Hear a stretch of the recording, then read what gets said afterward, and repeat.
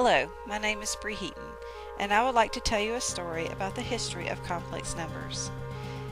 Many times students come to me and ask, why are we learning this, and what good does it do anyway? When are we ever going to use it? Hopefully by the end of this story you will understand where complex numbers came from, as well as how we see these numbers today, how we put them to use. All images in this story are documented at the end of the story. All information acquired about the history of a complex number was found at www.georgiastandards.org.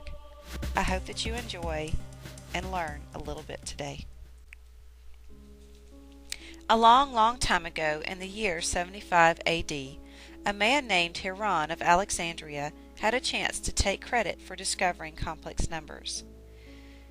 But due to either an oversight or an error, he will never receive credit. Using Heron's formula, you would arrive at a solution of the square root of 81 minus 144, which would yield the square root of a negative number. However, in his book, the square root was adjusted to represent the square root of 144 minus 81, creating a positive answer. Scholars are not certain if Heron made the mistake or if a copyist was to blame for the mistake. Either way, he was very close to discovering the nature of complex numbers. Years later, in his book Arithmetica, Diophantus runs into the same issues as Heron. He simply states that it is not possible to take the square root of a negative number, and many mathematicians rejected the idea of the square root of negative numbers for a very long time. The topic of complex numbers was not seen very much until 1545, when a mathematician named Jerome Cardon posed a question to solve a quadratic equation that did not factor or have real roots. He arrived at the solution yielding the square root of a negative value. He noted that the square root of negative value was impossible, but continued using algebra to see if the solutions he found would answer his problem.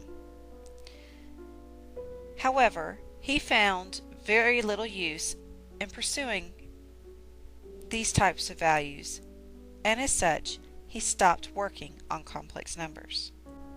An Italian engineer named Raphael Bombelli continued Cardon's work and realized the answer Cardon gave to the problems he found were accurate, stating they were real but expressed in a very unfamiliar way. Mathematicians were not ready to accept the idea of the square root of a negative value. In fact, many mathematicians rejected the claim, even though time after time the pattern kept appearing.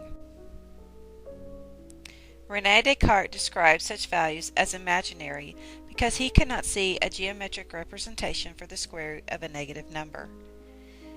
Descartes is also credited with giving the name real to numeric values as well. The name stuck, and in 1748 Leonhard Euler started using I to represent the square root of negative values. Euler is probably one of the greatest mathematicians of all time, and it really was his work that brought the idea of a complex number to the front line. And today we still use the definition Euler gave. We let I equal the square root of negative 1. This allows us to use algebraic calculations when using complex values. I know that you are familiar with the diagram of number sets. However, our definition only included real numbers. As you can see, we must now include the idea of a complex number. You see, complex numbers have real parts, but they also have this added bonus of having the imaginary part, or the I part. And it's that part, the I, that allows computers to generate images that would traditionally be one- or two-dimensional and have them appear to be multi-dimensional, three-dimensional. And that's how we get to see all of those special effects. On the next few slides, you're going to see some examples of how we use computers and complex numbers to generate very intricate patterns. Some of these patterns appear to be spiraling in and look 3D almost. Some of them look reflective. Some of them look like they're moving. I find it very fascinating.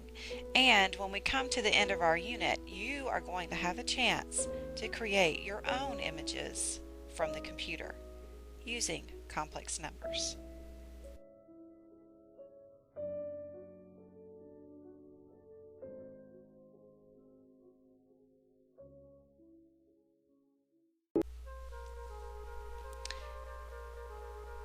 I hope that you've enjoyed learning the history behind a complex number, a very long and laborious history, dating all the way back to 75 AD.